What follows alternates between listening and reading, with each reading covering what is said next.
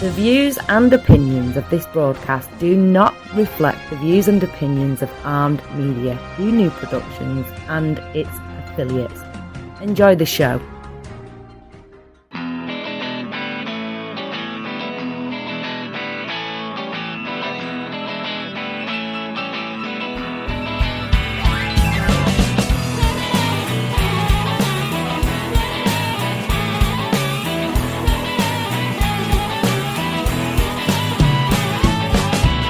Teflon Pan Man.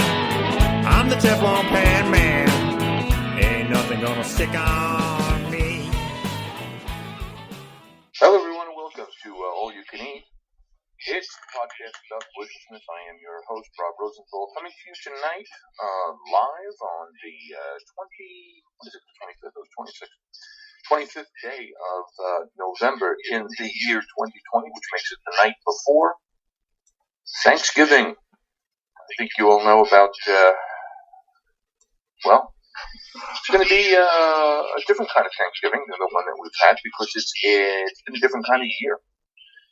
But before we talk about, deliciousness, because let's face it, Thanksgiving is the most uniquely American holiday, and it is centered around food and family, obviously. But before we get into what makes that delicious, I will tell you that I am reporting to you this evening from a different location. The third location over the course of these 96 shows, I would say, a good 85 of them have been from New York City, New York. Then there was, probably another 20 of them or so from the eastern end of Long Island out there. And now, this evening, I come to you from the one and only Miami Beach, Florida, where I'll be spending a little bit of time taking in the sea breeze and the ocean and the sand and the surf and, the food that they have down in this part of the world. I can tell you that I arrived a few days ago after having driven from New York down to here, Miami, 1,275 miles, about 18 and a half hours of driving time, with a way necessary stop in the city of Fayetteville, North Carolina. And when one finds oneself in a place like North Carolina, the first thing that came to mind was barbecue. I need a bed, I need to shut my eyes. I'm in Fayetteville, I've been driving for 8.5 hours. I gotta get my hands on some barbecue. So we found a place down there. And I'll say that there's a lot of restaurants that are closed on Sunday night in Fayetteville, North Carolina, but we found Max Speed Shop. Gotta hand it to the folks at the Max Speed Shop because, that's some delicious barbecue down there. Now, I opened up, as I like to do after, not that I've ever driven 8.5 hours in a row before, but I needed to have a little bourbon, just to kind of calm myself down, my nerves, whatever. Grabbed myself a little bourbon, neat. Just sipping that little bourbon down, I settled in and took a peek at the menu. Now, most barbecue, you tend to think of pork and ribs and pulled pork, and certainly, there's chicken on the menu and, barbecue chicken. There's going to be some luscious sides, but I had myself a hankering for something different. Only because I feel like I had seen it somewhere recently on the telly. And I thought to myself, of all the times that I've had barbecue, it's usually going to be some type of ribs. It's going to be baby back ribs. It's going to be, St. Louis ribs. It's going to be, barbecue chicken, pulled pork. Obviously, burnt ends is one of my favorite things. And I've had it in Kansas City, and I've had it in St. Louis, and I've had it whatever. But I recently, I recently saw an episode of some one of those kind of, I don't know if it was Andrew Zimmern or if it was Guy Fieri, one of those television shows. And I'll be damned, somebody was eating and preparing and making beef ribs. And I thought, when I go out to barbecue here in North Carolina, wouldn't it be great if they had the beef ribs versus the pork ribs? And, well, wouldn't you know it, and I made sure, to be honest with you, in the ride down that it showed up on the menu, I knew, even going in, that no matter what else they had on that menu, I was going to have beef ribs. Sat down, sipping on some bourbon, and I don't even bother looking at the menu. Because I know that they have beef ribs, so I said I'll have beef ribs. She said, you get 2 sides. I went with the cheesy grits and the collard greens. I was super happy with my order. Super happy with it. Very southern, the collards and and the cheesy grits. And let's see, they brought over to the table a big plate that had on my rib. And I mean specifically rib. I mean, it was one beef rib because it was enormous. I mean, it was enormous, like a foot long of rib with a giant hunk of meat on it that had been smoked for like 6 hours. And then after they smoked it for 6 hours, so obviously it's soft and fabulous, it gets, rubbed up, smothered up with some of their North Carolina barbecue sauce. And maybe it gets a quick sear on the grill or not, but it's soft. I mean, obviously it's falling off that bone 6 hours later. And I took that first bite. I knew that I was going to be happy because it's always hard to kind of describe, your own taste sensations. But what you get was the combination of that. The flavors that you often associate with barbecue, the smokiness, a little bit of the sweetness, a little bit of the vinegarness, you get those things. But then you had, like, unmistakably the taste of beef. And so that was, super fabulous. And those cheesy grits, man, I thought, maybe I shouldn't eat them all. Maybe I should, it's late.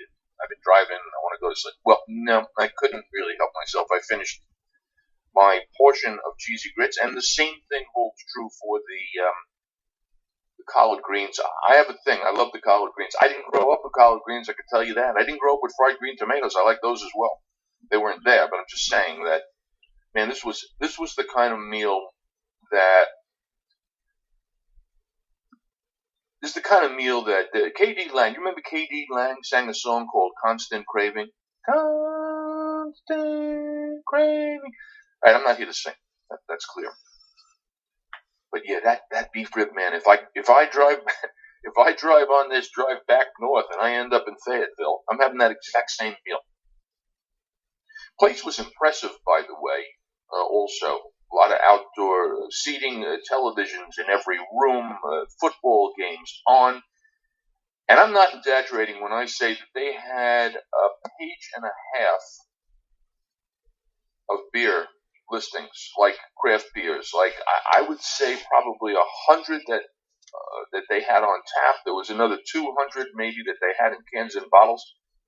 So if you're kind of a beer aficionado, you could just go there and I mean, you could make your way around that. I could be happy eating anything pretty much there and drinking beer. I happened not to have a beer. I chased my bourbon with a cider, a sparkling alcoholic cider with apple, which was also outstanding, happy, super. I may make a point of stopping back up in Fayetteville. Well, I mean, there's other places, but anyway, that's how I ended up getting down here into Miami, where I'm coming to you now live on Wednesday night, the night before Thanksgiving. Before we get into the Thanksgiving thing, I just want to review some of the recent developments here. Last week on the show, I had the pleasure, the honor of having a nice half an hour talk with Andrew Zimmern, who, if you watch any food television over the last decade, you've seen Andrew, mostly on his show, Bizarre Foods, where he would travel around the world and literally eat the kind of things where you go, really? I mean, I don't mind. Look, I've had things before. I've had things that a lot of people necessarily don't want to have. From the innocent octopus and sea urchin and clams and snails, to the more adventurous, tripe, the stomach linings, the pancreas, the sweetbreads, organ meats. I'm happy with all of those, hearts and liver and lung. And I even on the most recent trip to Mexico tried some of the the fried kind of grasshopper things. I mean, but Andrew, man, holy wow, this guy eats some stuff that you go, no, I'm sorry, that's even beyond. Stuff that had been, in these cold weather climates when they're doing the, I don't know, stuff that was underground for 6 months. I mean, almost like it was still living. Just repulsive kind of food. But that's not the point. The point is that I spoke for half an hour with Andrew because in addition to the work that he does as kind of a chef and a restaurateur and a television personality and all that kind of stuff, he's quite the philanthropist. And he was involved in promoting some of the work of the AARP in terms of really helping out kind of the community of people in this country who are often overlooked and kind of underappreciated, which is to say the caregivers. So we had a long chat about that, but also about food and about Thanksgiving. And you can't help but be impressed with a guy. Now, this guy grew up in New York City. And he was already in kind of the restaurant, he was in the restaurant business, but he was also an addict and found himself addicted and living on the streets and really hit the bottom. And I guess it was after 18 interventions, I think it was on the 19th one, that eventually he started to turn his life around and has been sober for all of those years. I don't know, it's probably 30 years. And really super impressive. Just a really kind of amazing life story, and a guy that is, not only made himself a success, but spends a considerable time kind of giving back in any way that he can.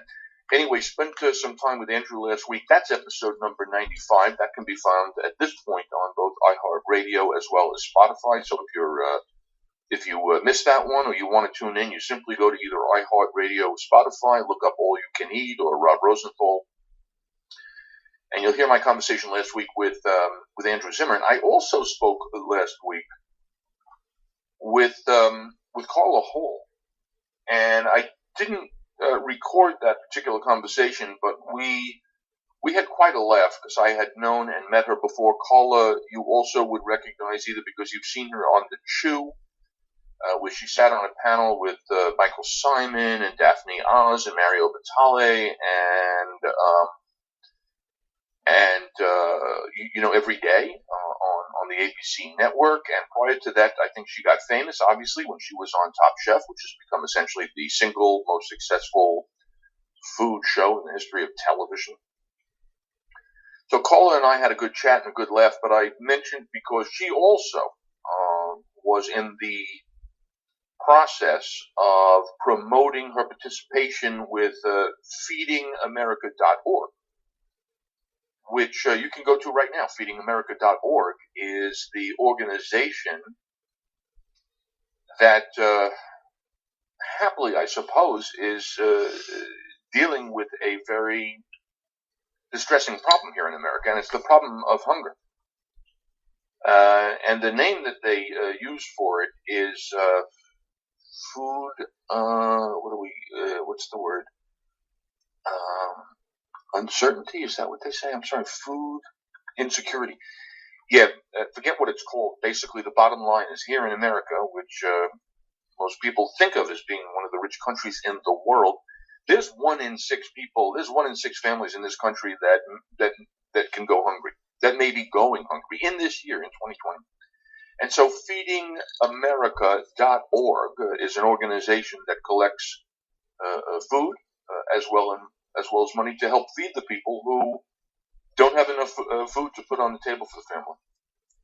And so at this time of year in this country, on the night before Thanksgiving, when a lot of people won't be engaging in the usual large-scale gatherings with family and friends, one of the ways that you can really feel good about things, really kind of express gratitude for any gratitude that you have, is by giving to those who are most in need. So one of the ways you can do that is you can go to feedingamerica.org, and or it'll tell you where your local food banks are, and they collect things like canned food and foods in packages and that kind of stuff, a lot of which, most of us have laying around in the house anyway. And if you are not up for that, certainly feedingamerica.org will make it easy for you to even donate some money and getting them to make sure that they can get food in the hands of the people who need it most. So that was that. And finally, again, before getting into the whole Thanksgiving thing and spirit and whatever you want to call it, big shout out of thanks to one of my sponsors. They're the folks at Simple Mills. I can't tell you how impressed I am with the products that are put out by Simple Mills. And you can find those products all over the country in supermarkets and grocery stores, or you can go online and see the full range of their product inventory. You can probably shop online. You can get recipes. I'm going to tell you that they use really all the best stuff. And while I happen to have no issue with gluten, if you know people that are sensitive to it or who are who need to eat gluten-free because they have celiac, these products are just fantastic. And I'll tell you specifically about some of the ones that I have most recently tried and love. Their almond flour crackers are great. And their almond flour crackers that are made with, they have a fine ground sea salt almond flour cracker. Excellent. Recently, I opened up one of their boxes of pizza dough. Also, again, made with almond flour. Now, I'm going to tell you something. I have a bias, which is that pizza is my favorite food in the world, and nothing really is ever going to replace, to be honest, in my world, a pizza made with a regular old pizza dough, which is loaded with gluten. And that's part of what creates the magic of the texture of a pizza dough. When that's done right and made right with the right ingredients at the right temperature, essentially pizza is flavored bread. It's about bread with a nice tomato sauce and cheese, 3 ingredients to heaven. Beautiful. But I opened up this box of Simple Mills pizza dough made with almond flour, and I said, let's give it a try. And I wanted the almond flour to be, at minimum, I wanted it to be a little, the texture matters. I tried the best that I could on my first try out of the box, literally. And I did okay. But I'm sure that if I had done it again and I do it again, I'll find the way to get a little more crispy. I would say that the ends were perfect, by which I mean that you could pick up the whole piece and held together beautifully. And maybe I didn't cook it long enough, or maybe I didn't roll it out thin enough. So some of the dough in kind of the middle of the pizza that I topped with my own homemade tomato sauce and shredded mozzarella, frankly, that I bought at the market. This was delicious. This was delicious eating. Delicious eating. But so even the stuff that was not like crispy enough in the middle to hold the whole thing together, we all ate with like a fork. And I'll tell you why, because it was still delicious. It was not your traditional pizza. This thing had, obviously it had the tomato sauce, obviously it had the cheese, but there's something really yummy about that almond crust. I kind of likened it to, and don't take it the wrong way, I kind of likened it to, like if s'mores were going to be pizza. You know what I mean? It had that kind of like, that combination of having kind of like a not sweet, but a lovely tasting kind of semi-soft kind of dough, and then the beauty of the tomato and the cheese. Anyway, that's the pizza dough from them. I've had the chocolate chip cookies, great. Both the crispy ones as well as the soft ones, no problem. Then I will also finally tell you that they were doing. Oh yeah, I did. I tried the cheddar almond flour cracker snacks, very good. And then there was one other thing that I wanted to tell you about. The sprouted seed crackers.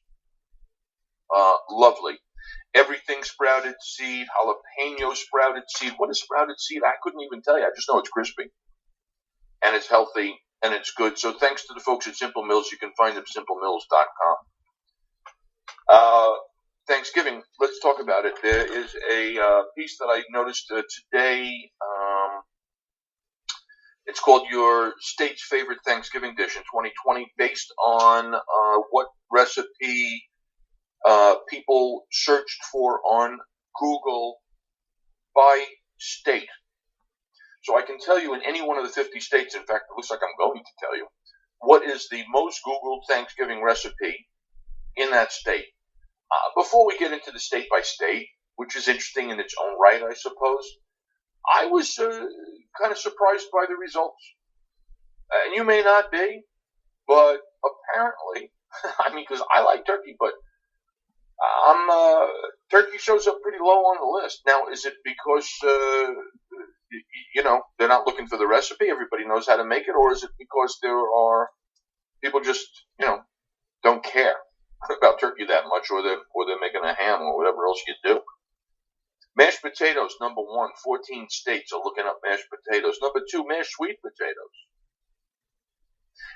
Which does raise the question, if you go to a restaurant and they have French fries and they have sweet potato fries, what do you have? And I'm going to say the ratio here is the same. What's 14 out of 20 times 5? 70% of people are going to go for the French fry, I would say, and another 30% going for the sweet potato fry. Meanwhile, having said that, the third most popular item on the list, sweet potato casserole. So mashed sweet potato casserole. And I guess this is the one that threw me off because I've never had it at my Thanksgiving. But you got 6 states that are searching for a recipe for Jell-O. First of all, I didn't know that Jell-O was a thing on Thanksgiving, so that's bad on me. But second of all, do you really need a recipe for Jell-O? Isn't that just hot water in a box of something? Green beans, sweet potato casserole with marshmallows. There's one state looked at, must know. Roast turkey, only 3 states. Pecan pie, cranberry sauce, 1. Cornbread dressing, 1. Baked ham, 1 recipe requested. Candied yams, going back to the sweet potatoes, there's 2. Gravy, showing up at 5. Like gravy, and then classic stuffing showing up, it's only 1. Okay, if I had a favorite Thanksgiving dish, I'm going with the stuffing because our group, we make it with kind of like cornbread and sausage, and holy wow, that's good. I can understand looking for a gravy recipe because if you kind of screw up the turkey's hard to make. Well, it just is. It's got giant breasts and it's got dark meat and white meat, and you don't know when to pull it out of the oven to make sure that the dark meat is cooked all the way through and the white meat isn't. But I'll tell you, gravy covers a lot of faults, a lot of mistakes. Only 5 states. So here's what it is that we learn. Most people mash coast to coast. Mashed potatoes were the most sought after recipe. And when you look at the map, I mean, there's like 8 or 9 contiguous states in a row from like the middle of the country all the way west. They're all looking for mashed potatoes. And the ones, as I said, who weren't looking for mash, they're looking for sweet potato casseroles. Candied yams are on a favorite. Gravy. Grandma makes the best gravy, but most of us can't quite get it right, so we leave it to Google to figure out how to make the simple yet essential Thanksgiving staple. Jell-O. As I said, 100-year American tradition that's a favorite in the states, ranging from all the way from Hawaii to Wisconsin. Decline of the green bean casserole, right? Because veg.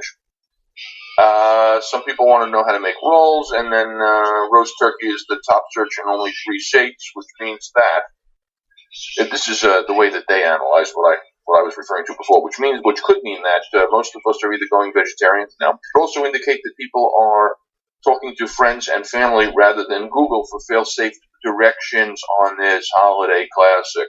Here you go by state. Alabama, sweet potato casserole, no surprise. Alaska, sweet potato casserole with marshmallows.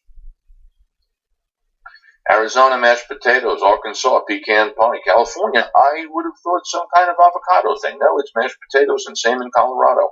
Sweet potatoes for the folks, mashed sweet potatoes in Connecticut. Delaware wants, thank you, Delaware. How do you roast a turkey? District of Columbia, mashed sweet potatoes. Florida, where I am at right now, sweet potato casserole. Georgia, hey, Georgia, here's something different. How do you make a honey baked ham? Hawaii wants Jell-O. I suppose that doesn't surprise me because, they eat Spam. Idaho, well, I mean, not hard to figure Idaho. They're having mashed potatoes, as they are in Illinois.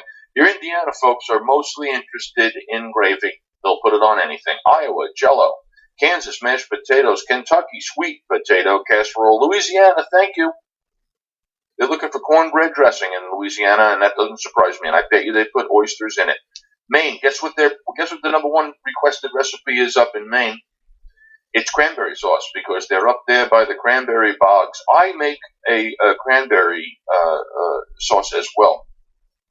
And if we have time, I'm going to get to that later, because the thing about the cranberry sauce is that it's when you're having a rich meal, you need that kind of a tartness that comes from the cranberry sauce to break it all up. Maryland, candied yams. Massachusetts, sweet potatoes. Michigan, Jell-O? Really? Minnesota, mashed potatoes. Mississippi, you got yams. Missouri wants gravy. Montana's green bean casserole. There it is, ladies and gentlemen. Jell-O in Nebraska, mashed potatoes in Nevada, roast turkey in New Hampshire and New Jersey, mashed sweet potatoes, New Mexico, New York, mashed sweet potato casserole in North Carolina, North Dakota wants mashed potatoes, there's jelly in Ohio, pecan pie, Oklahoma, mashed potatoes in Oregon, Pennsylvania says just give me some stuffing. Then again, that's because they like that other stuff. What do you call that? Scrapple. Scrapple's like a yummy thing. Rhode Island, mashed sweet potatoes. South Carolina, sweet potato casserole. South Dakota, give me the gravy. Tennessee, sweet potato casseroles. Texas, pecan pie. Utah, mashed potatoes. Vermont, you know what they want up there? They want a roasted turkey. Thank you, Vermont. Virginia, mashed potatoes also in the state of Washington. Gravy in West Virginia. Wisconsin is having Jell-O to this. I look at it, it still makes me laugh. And then Wyoming wants your gravy. So there you have it. That's what's happening state by state. Now, having spent all that time talking about potatoes, let me break down some potatoes for you here, according to the good folks over at the New York Times. When you're shopping, and these are regular potatoes, right? It's good to know which potato varieties are best suited to which cooking method. So there's 4 different kind of basic potato varieties. There are your high-starch potatoes, like your russet potatoes and your Idaho potatoes. They're really fine for baking like whole, or you can mash them, or you can roast them, or you can, put them in, fry them, and you can salad or whatever. You have potatoes that have what they call medium starch. And the classic example is a Yukon Gold, which is a lovely potato that you could certainly roast, but you don't have to. It's really good for mashing. It's good for, like, boiling and that kind of thing. Now you have your low-starch potatoes, also known as your waxy potatoes. These are like the Red Bliss, those little ones that are red. There are some other varieties, including a lot of the fingerlings and new potatoes. And they're good. You could roast them. You could boil them. They're pretty much all-purpose. You could put them in a salad, whatever. But for an all-purpose potato to keep on hand, you get yourself your russets or your Yukon Golds. Keep them in a cool, dark place. Now, when it comes to mashing, I don't know. I tend to be kind of simple about it. I peel them, I boil them till they're soft, and then I'll save some of that water that they boiled in, and throw in some butter and some salt, and good. But if you want to do some like serious, rich, decadent kind of mashed potatoes, you put a large pot of water on the boil. You put a tablespoon of salt in for every gallon that you use. And while the water heats, you're going to peel the largest potatoes you have. And 2 per person is a good rule of thumb here. And the reason you want the largest kind of potatoes that you have is because, well, you don't have to peel as many. And you cut these potatoes basically into kind of large, chunks that are essentially the size of like a big egg. And you boil them. until they're tender all the way through, right? Which you can start testing their tenderness with like a toothpick or a fork after like 10 minutes, and you go, okay, those you don't want to undercook. You don't want to undercook them. I mean, overcooking on a potato is better than undercooking because you don't want to have undercooked potatoes. Whatever flavorings that you're going to use, and that could be anything from buttermilk to regular milk to cream to butter or to stock, anything that you plan to add, you heat that up now. So while your potatoes are tender, you scoop out and set aside a cup of the cooking water. Now I do that because I'm going to use that actually as my flavoring. Drain the potatoes, return them to the pot now, and put it over a low heat and shake it until most of the steam is dissipated. You're looking for those potatoes now to be dry. And then add some of your flavorings, mash them and taste them. Add salt. Repeat until mashed and seasoned to your liking. Adjust the texture with cooking water, so if you need them to be a little bit softer, you're going to add some of that cooking water in, and then serve immediately or cover them tightly, and you can set them aside for 30 minutes. Here are some other tips on the mashed potato thing. Choose large potatoes, as I told you, because you want to minimize the peeling. Better to overcook? Yes, and then it is to undercook. Here's another thing you can do. While the potatoes are boiling in that water, it's okay to add some garlic cloves or maybe some bay leaves or other aromatics that you like to the cooking water because it adds another whole dimension of flavor to the potato. So if you're a kind of person that likes, I like garlic, I've put cloves in before. I put garlic cloves in before. If you like the taste of rosemary, that won't hurt you or thyme.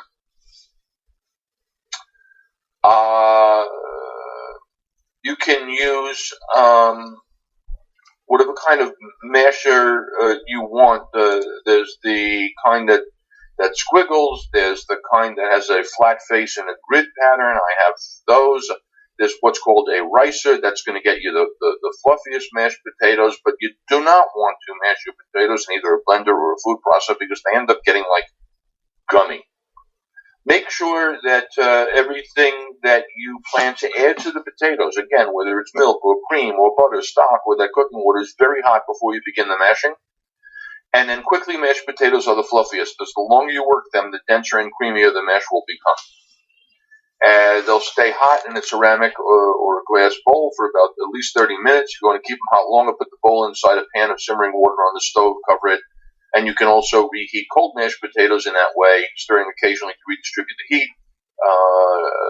And other people, here's a nice hint too, there are people that add another root vegetable to the mash. So some classic combinations are mashed celery root and 2/3 mashed celery root, 1/3 mashed potatoes, or half turnips and half mashed potatoes, and half cauliflower with half mashed potatoes. And I'm really very much in the mood for potatoes at this point. And then there's a whole bunch of tips about making them, gratin, whatever. Roasted potatoes, easy to make good roasted potatoes. Oh, here's one for you. Coat them with oil, stick them in the oven, and great roast potatoes demand a little extra attention. Potatoes, ready 20-30 minutes, turn them over 20-30 minutes. So, yeah, whatever. I mean, that's not. You get the idea on the potatoes. I did come across, however, and it was a recent episode that I referred to my friend Ivy Manning's Greek potatoes, which are not mashed. They are roasted, but Greek style. So they have oregano and they have lemon, and she had a secret ingredient, which was just basic mustard. So I only mention that in the context of the recipe that comes to you from Ina Garten, otherwise known as the Barefoot Contessa. Lemon is not, she says, a classic seasoning for mashed potatoes, but butter makes an excellent go-between. So this variation of French pomme puree potatoes is just the kind of dish that Ina likes to make. Cooking the potatoes in less water than usually and gradually adding in bits of chilled butter are what makes Ina's pureed potatoes with lemon special. What I like about this is the following. 1, 2, 3, 4. 4 ingredients only plus salt and pepper. The process goes like this if you want to make lemony mashed potatoes. Now, it's not too late. It may be too late for you to go out there and, buy a turkey. But if you want to try a different kind of mashed potatoes, peel the potatoes, cut them into 1.5, 2-inch chunks.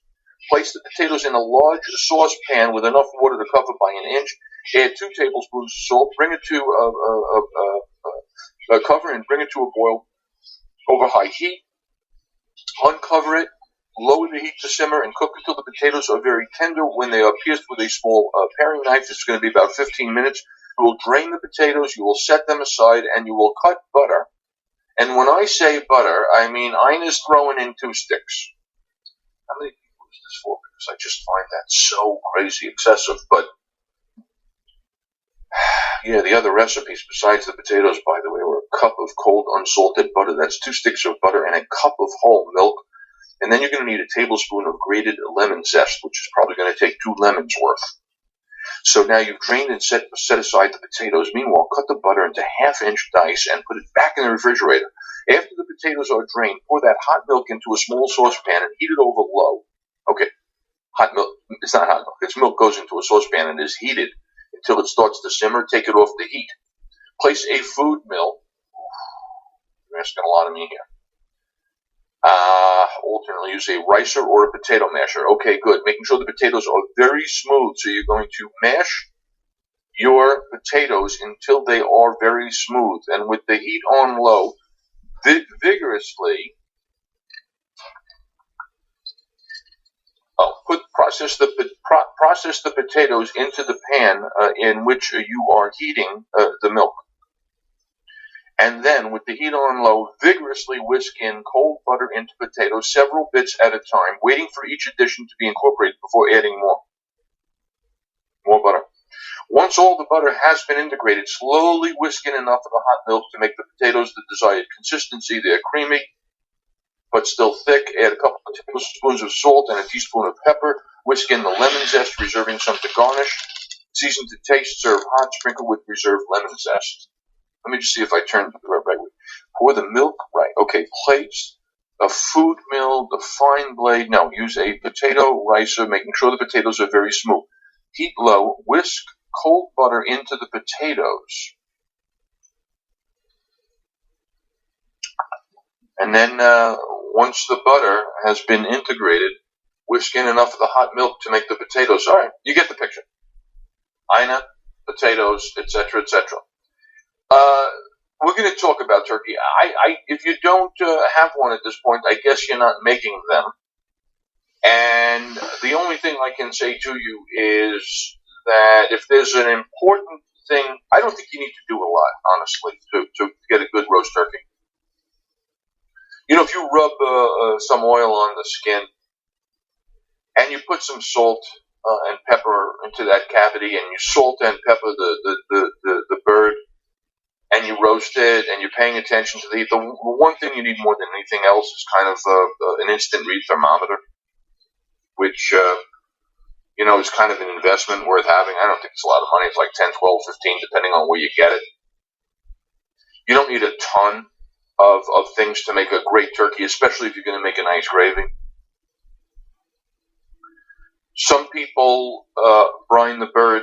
I don't. Some people stuff the bird. I never have. Some people trust the thing, tie it up. Never in my life. All right, just none of those things matter to me so much. But if you get yourself a big old turkey and you have salt and pepper and you want to bring some real super flavor to it, maybe you have thyme or rosemary or sage or some combination thereof. Get yourself some garlic cloves. You could use wine, you could use apple cider, you could use hard cider, a couple of onions. So basically, one of the great ways to do a turkey is to always get it to room temperature. That's the one key clue that I'm going to give you. And put your oven on about 450. Get yourself a big-ass roasting pan. Put some liquid in the bottom of the pan. It could be cider. It could be hard cider. It could be wine. You're going to basically get a quarter-inch of liquid in the bottom of the pan. And this is really lovely to do because then as the stuff kind of, the fat kind of renders from the bird, it's going to bring a lot of flavor, but it won't burn in the bottom of the pan. You could throw a couple of onions in the pan and some garlic.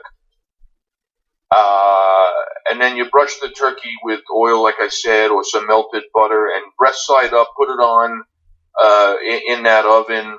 That oven is, what did I say? It was like at 350. No, the oven is like up at 450. You're going to start with a high heat You're going to then, maybe you're going to go with the high heat for a while, and then maybe after like 30 or 40 minutes, you kind of look at that skin and you go, oh, you know what, that's starting to get some color. So you cover it with aluminum foil, and you put the temperature down to 350, and you continue roasting until you put a thermometer in there, and you see that thermometer in the thickest part of that, that's a thigh, where you would expect there to be some, plenty of meat. It's gonna be 160. The government will tell you to this day that you need your temperature to be 165 to be safe, but I'm telling you, if you're cooking that thing in there for a couple of hours, and you see 160 on your thermometer in the thick part of that bird, you can pull it and leave it sit for a half an hour, because it's going to come up to 165. You can let that thing rest for half an hour before you carve it. It's still going to be plenty hot. How long do you cook this thing? Well, if you're only going like 9, 10, 11 pounds, it's about 2.5 hours. If you go like 15, 16, 17 pound bird, you're looking at 3.5 hours. So again, plenty of time to roast. And like I said, even if you don't add in garlic, even if you don't add in rosemary or thyme or sage, even if you don't do whatever, I don't know. I mean, I'm doing mine with some peach juice, because I want to get like a peach marmalade. You can't put on any sweet stuff too early because it'll burn. But once I know that my turkey is like getting close, I hit it up with like a peach marmalade, peach glaze, peach jam, whatever you want to call it. And that gives a nice sweet finish to the thing.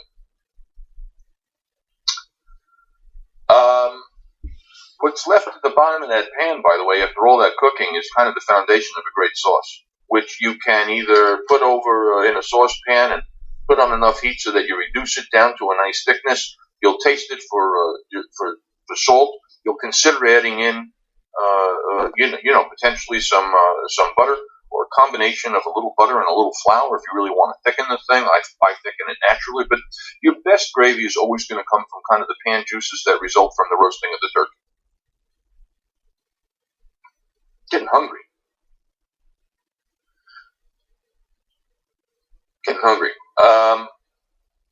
Saw this recipe for herby bread and butter stuffing for 2. So I want to tell you about this. You need a couple of tablespoons of butter. You need a couple of shallots, and you want some chopped fresh herbs, but like thyme. Turkey, chicken, or vegetable broth, you're looking for maybe half a cup, and an egg.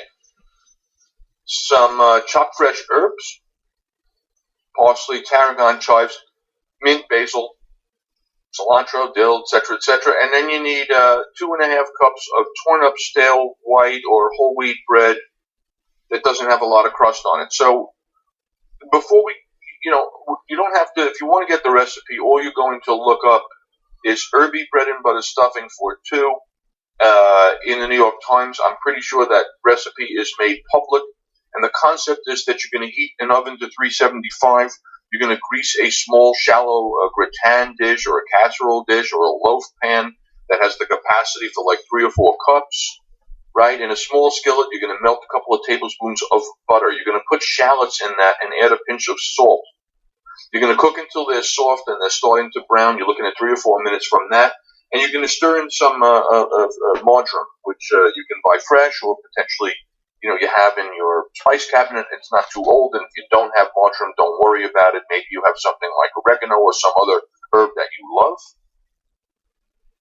In a medium bowl, you're going to take a half a cup of the broth, and again, that could be a chicken broth, it could be a vegetable broth, it could be a turkey broth.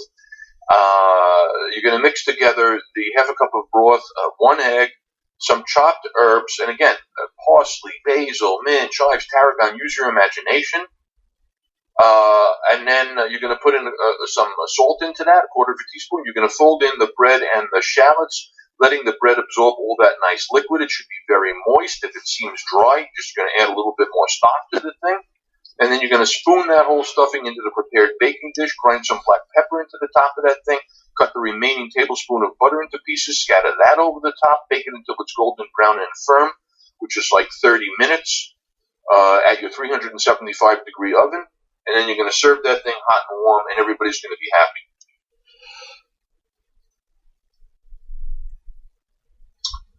Cranberry sauce. I always make cranberry sauce. I like making it. I have fun with it. I have 3 recipes for it in my book. I don't even remember what they are. It's one of the easiest things in the world to make from my perspective. You get a bag of cranberries, and I think they sell them in 12-ounce bags because I picked one up today in the supermarket, in the Publix.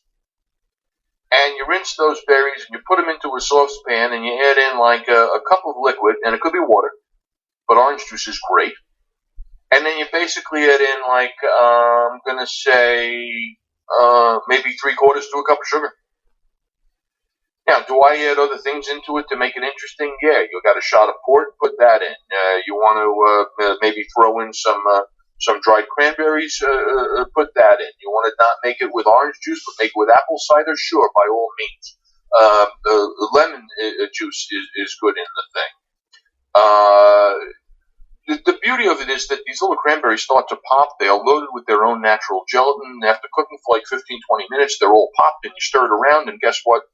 You have basically kind of cranberry sauce, which you will let cool, and then you will put in the refrigerator. And then before you serve it, crack some, put in some nuts if you like. Not almonds. I guess pecans are great, or walnuts, or that kind of thing.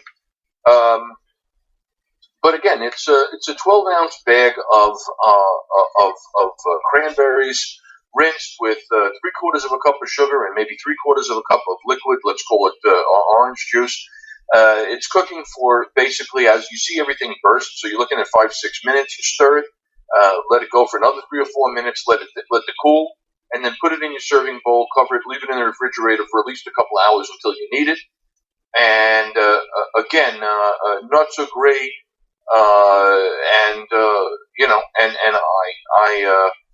I've made like super kind of exotic ones. I remember putting in dry mustard. I remember grating in fresh ginger. You can basically, that's the beauty, I think, of the cranberries. 2 things. One, that you can make it any kind of flavoring that you like. And 2, you really need it. You really, you're having stuffing, you're having turkey, you're having obviously some sweet potatoes or some creamy mashed potatoes.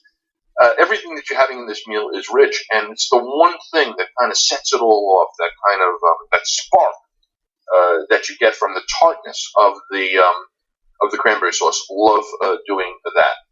And one final thought here, because, if you happen to want to have some greens, it turns out that the most popular Thanksgiving recipe on the New York Times cooking site is the one for Brussels sprouts with garlic. I am semi-surprised, just because, Brussels sprouts, people have always had kind of an attitude about. But here's the truth. If you roast them, and you use garlic, and those are 2 of the essential ingredients here in this thing, they become really a thing of beauty. So here's your recipe for Brussels sprouts with garlic. All you really need ingredient-wise is you need a pint of, just about a pound of Brussels sprouts, and you've trimmed them and you've cut them in half. Simple.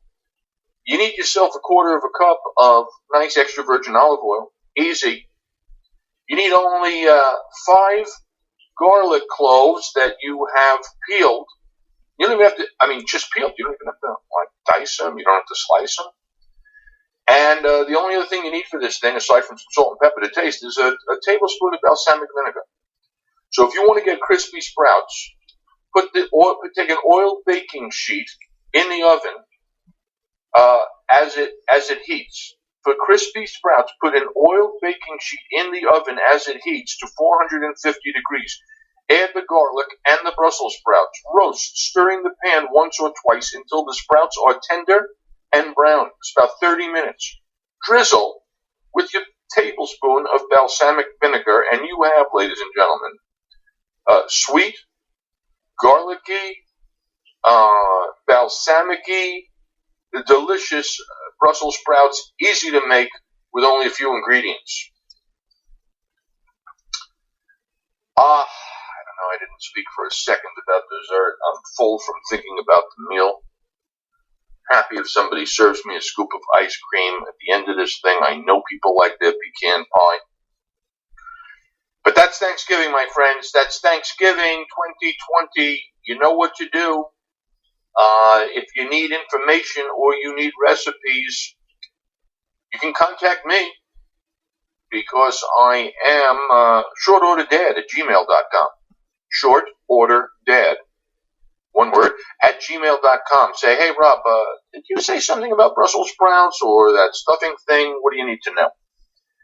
If you need to find any of the podcasts that we have done through episode number 96, again, iHeartRadio, as well as your Spotify. If you, my friends, need to see what it is that I'm cooking, you can find pictures and some description and some video of my work on the Instagram, where I go by the name of Real Rob Rosenthal. That's me. If, on the other hand, you're the kind of person that goes to the Twitter, we can be in touch there.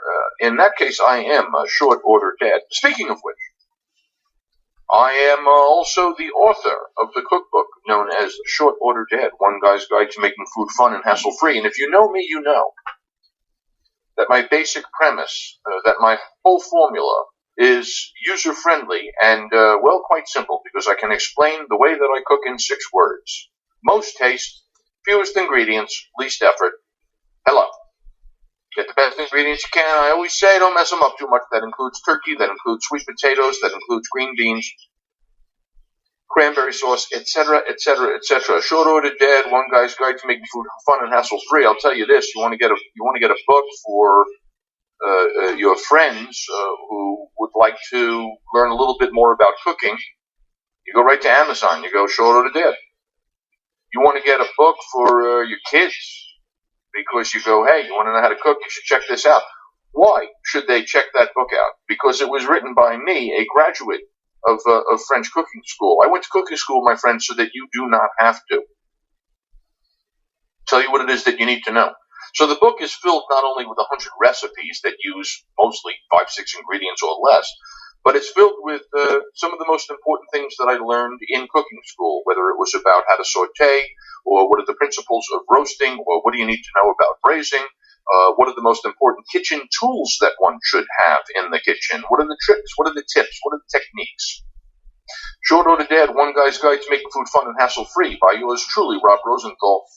That's how you can find me. In the meantime, I express my gratitude to all those of you who are listening and who have listened. To my man in the studio, Jimmy, and the gang back at Armed Radio, thank you for all the work that you do to put the podcast out over the air. To the thousands of people who are able to listen live, and then the many that also will then be able to check in perpetuity on the All You Can Eat podcast. This one right here, my friends, is episode number 96. I come to you each week on live on Wednesdays at 8. And as I like to close, and this is a special one because it is the Thanksgiving episode, so I wish you all the most healthy and happy Thanksgiving. And certainly from here on in, they ought to be healthier and happier than this one. But in the meantime, I remind you, life is short, so never waste a meal. I'm the Teflon Pan Man. I'm the Teflon Pan Man. Ain't nothing gonna stick on